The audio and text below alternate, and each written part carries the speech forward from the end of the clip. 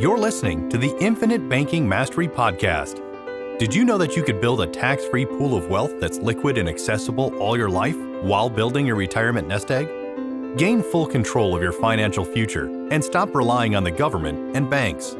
The wealthy have already discovered this wealth-building secret.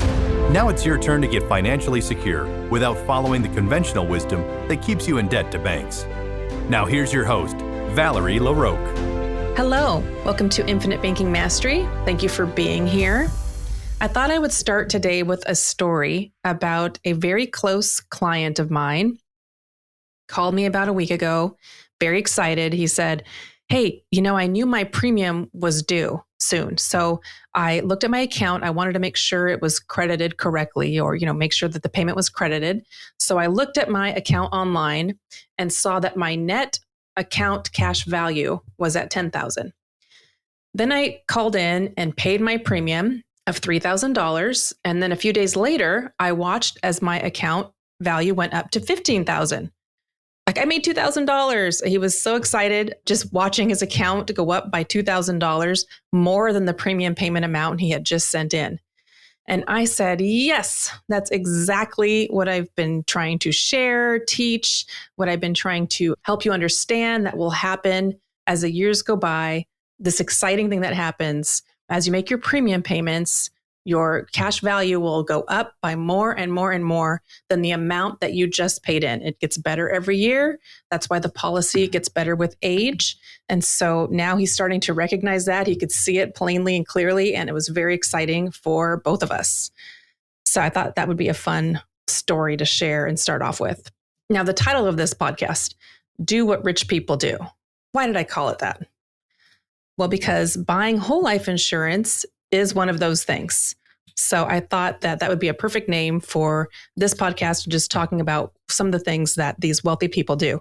So for example, many famous entrepreneurs have borrowed against their whole life policies, the cash value in their whole life policies, to either start their business, grow their business, or save their business.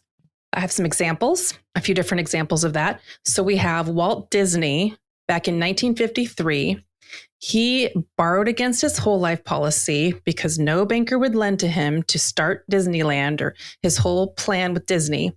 No banker trusted him and wanted to lend money. So thankfully for him, he had already built up cash values inside of his whole life policy. So he was able to borrow against those to begin Disneyland. I'm sure we're all grateful for that. I love Disneyland. We went to Disney World just about a year ago. The kids, we all had a great time. I'm so glad that Walt Disney was able to open his dream. Another example, we have JCPenney. In the 1929 stock market crash, JCPenney borrowed against his whole life policies to meet the company payroll so that he could keep his company going and they didn't go under. Pampered Chef, that was Doris Christopher, and she launched her company back in 1980 with a $3,000 life insurance loan. She launched her company and ended up selling to Warren Buffett for an amount we don't totally know. Sounds like it was around, or reportedly, about $900 million. So huge win for her. And Pampered Chef, I actually love Pampered Chef. I think they have a lot of great products. And then another company would be something everybody knows, McDonald's. Ray Kroc, he accessed his whole life to pay key employees and also to fund and begin his branding campaign, Ronald McDonald.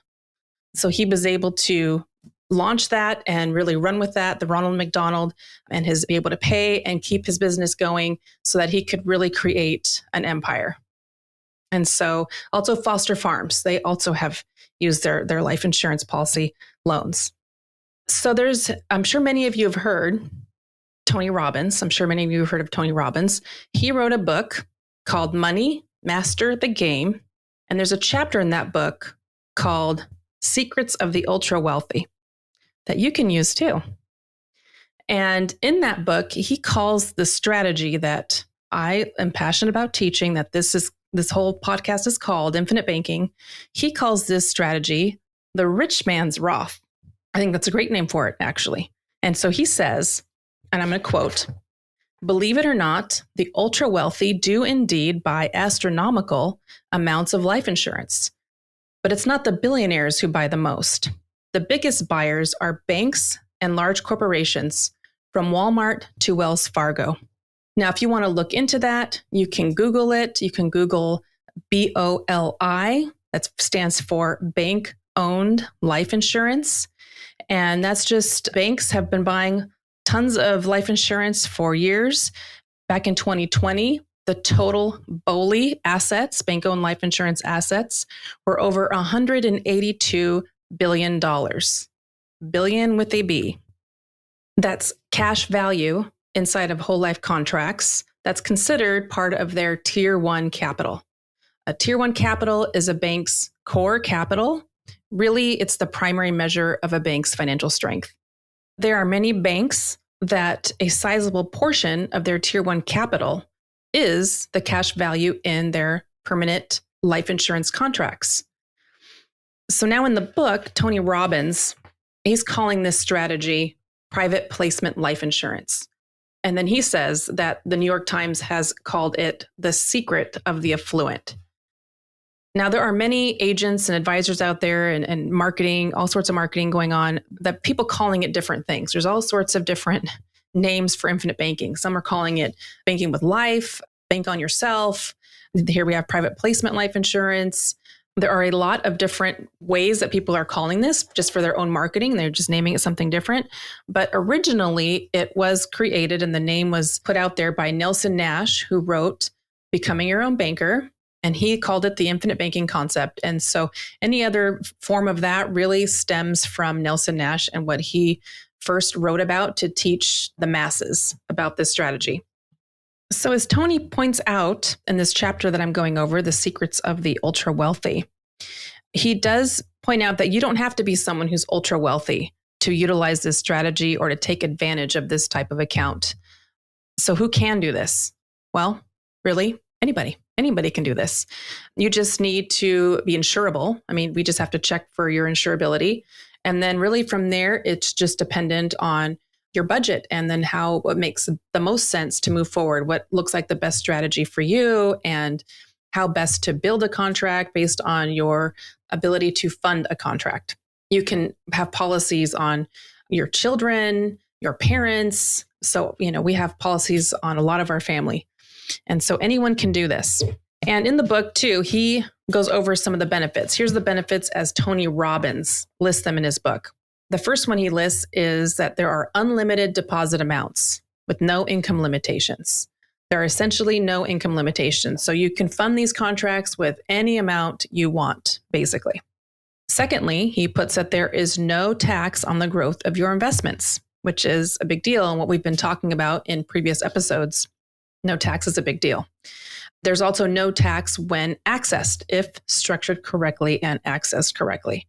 So you have this vehicle that you can save into that's going to grow with guarantees, and that growth is accessible, income tax-free all your life.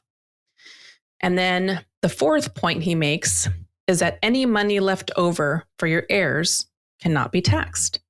So your beneficiaries will eventually receive the death benefit income tax-free. In his book, The Wall Street Journal said, or he put this excerpt from the Wall Street Journal in his book that says, because the investments are held within an insurance wrapper, gains inside the policy are shielded from income tax, as is the payout upon death. What's more, policyholders may be able to access their money during their lifetimes by withdrawing or borrowing funds. So there's the Wall Street Journal, their way of saying the same thing that I just went over. And so there you have it. Things that the rich do, and backed up by the well-known Tony Robbins and the Wall Street Journal. So I want to thank you for listening in today. As always, if you're interested in learning how this strategy could work for you or help your family, how you might be able to fund something like this, please reach out, get on my calendar. We can set up an appointment for a consultation. Again, I always recommend reading Becoming Your Own Banker by Nelson Nash. It's the best way to get a foundational understanding. If you want to reach out, my email is valerie@alphaomegawealth.com. Next week, our podcast will be covering how banks make money. You don't want to miss it. We'll see you next time.